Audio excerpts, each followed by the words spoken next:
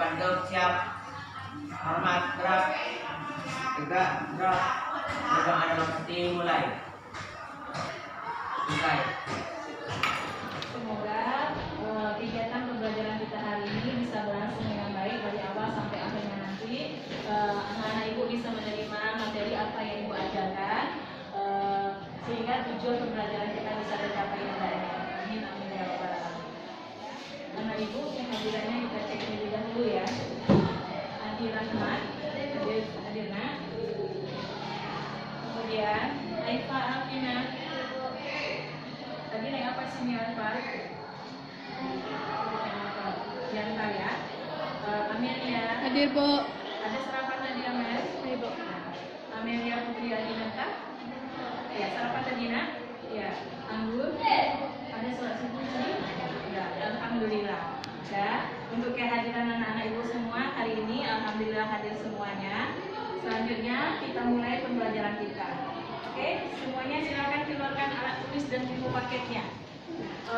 Sebelumnya kita sudah belajar tentang materi di bab 2. Sekedar untuk mengingatkan anak ibu, materi di bab 2 judulnya adalah menumbuhkan kesadaran. Dalam sebelumnya materi kita sudah membahas tentang apa itu fungsi dari sebuah aturan. Ya karena aturan itu kalau sehari-harinya masih ingat waktu kelas 7 kita belajar tentang apa? Norma. Belajar tentang norma. Ada berapa macam norma itu nak? 4. Coba anak ibu sebutkan. Norma agama. Yang kedua Norma hukum. Yang ketiga norma Kesopanan. Yang ketiga norma Kesusilaan. Nah, norma itu kalau sehari-harinya anak ibu pasti menyebutnya nanti sebagai sebuah aturan. Nah, kenapa kita ini membahas pelajarannya tentang aturan itu? Yang jelas, yang pasti anak ibu nanti akan mengetahuinya setelah kita selesai pembelajaran ini. Coba anak ibu tampil ke depan, terima kasih.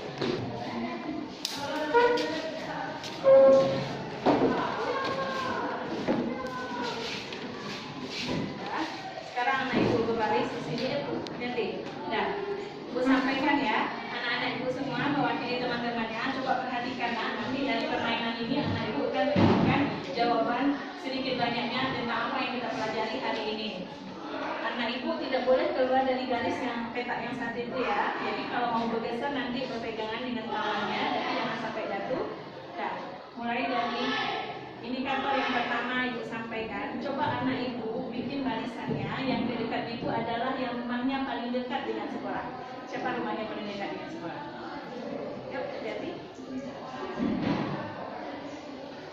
Hati-hati. Ayo, pegangan. Pegangan. Ayo. Nah, coba sekarang atur barisannya dari yang paling tinggi yang dekat ibu. Coba, yang paling tinggi.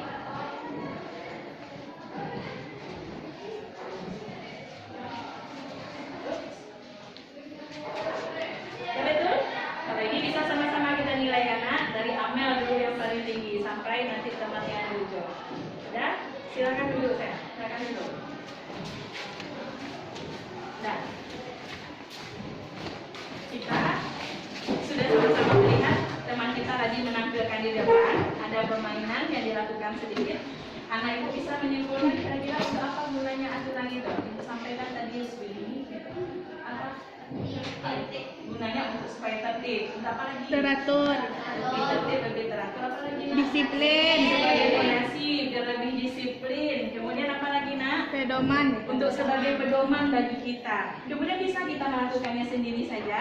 Ya, untuk yang lainnya. Karena kita manusia disebut sebagai makhluk apa? Sosial. Makhluk sosial. Jadi aturan itu bisa jalan kalau ada kerjasama kita dengan yang lainnya. Nanti kita akan masuk ke materi kita. Karena apa? Dalam pembelajaran ini penting itu adalah menumbuhkan kesadaran. Kesadaran anak ibu tahu kan itu butuh proses. Dan itu tidak bisa semudah kita membalikan telapak tangan. Yang penting kita ada kemauan kita. Dan tadi kan nampak sama anak ibu itu. Aturan itu memang harus dilakukan, memang harus kita pedomani karena kita tahu tadi dan kita dapatkan apa tujuan atau manfaat dari kita menaati aturan tersebut. Nah, pada pertemuan kita sekarang yang kita bahas itu adalah tentang arti pentingnya peraturan itu bagi kehidupan kita.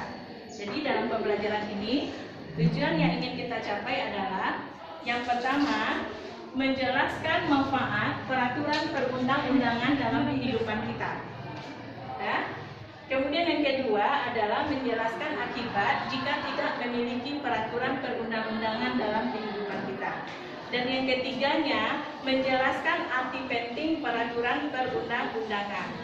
Yang keempat, setelah selesai pembelajaran ini, nanti anak ibu diharapkan bisa menyebutkan perwujudan sikap positif dalam upaya melaksanakan dan mempertahankan Undang-Undang Dasar Negara Republik Indonesia tahun 1945 di lingkungan sekolah, dalam lingkungan pergaulan atau masyarakat, dan dalam lingkungan kehidupan berbangsa dan bernegara nantinya. Ya? Bisa dipahami sampai di sini, nak? Bisa. Jadi setelah selesai pembelajaran ini nanti kita akan bisa memahami tercapai tujuan kita di sini. Nah, nanti anak ibu akan ibu bagi dalam beberapa kelompok, dan penilaian yang akan ibu ambil ada penilaian kognitifnya, yaitu dari hasil kerja kelompok anak ibu. Kemudian ada juga penilaian sikapnya, dilihat dari kerjasama anak ibu, disiplinnya anak ibu, dan rasa tanggung jawab menyelesaikan tugasnya. Jadi itu nanti ada indikatornya, anak ibu tolong itu dikerjakan nanti tanggung jawab dengan tugas-tugas yang sudah ibu berikan. Ya, sekarang kita bagi kelompoknya. Kelompok yang sebelah sini, kelompok 1, kita sebut dia kelompok peraturan presiden. Kelompok kedua, Neva, kelompok apa? Peraturan perundang-undangan. Ini adalah kelompok yang ketiga, membahas tentang arti penting peraturan perundang-undangan. Dan yang keempat adalah perwujudan kita terhadap kepatuhan terhadap undang-undang. Yuk, silakan bekerja. Anak ibu bekerja sama dengan temannya. Nanti tuliskan jawabannya di lembar tugas yang sudah ibu berikan.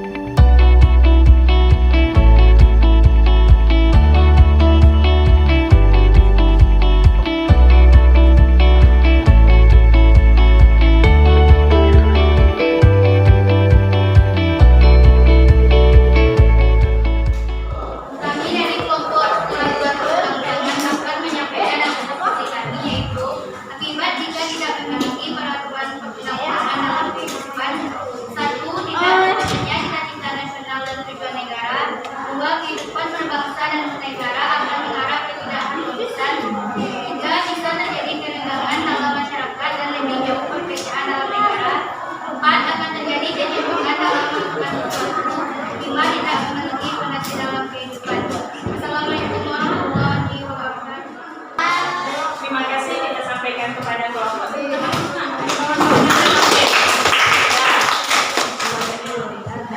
selanjutnya, kita sudah menampilkan tadi penampilan dari hasil kerja kelompok teman-teman kita, dan kita sama-sama sudah mendengar. Bisa kita simpulkan bersama-sama apa kesimpulan materi kita hari ini? Coba yang pertama kita ngaji dulu manfaatnya. Apa manfaat kita mentaati peraturan? Apa nak? Hidup menjadi tertib. Yang kedua, bisa dipahami itu nak? Bisa. Manfaatnya. Kemudian sekarang yang kedua, akibat lagi.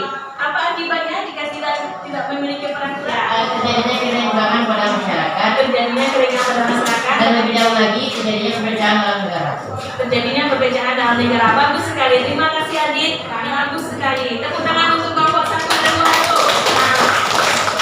Jadi besar harapannya ibu untuk anak ibu semua, belajarlah menjadi pribadi yang bisa menjadi teladan dimanapun anak ibu berada. Bisa dipahami nak? Untuk tugasnya di rumah nanti, anak ibu silakan minggu depan kita masuk pembelajaran kita yang baru tentang memahami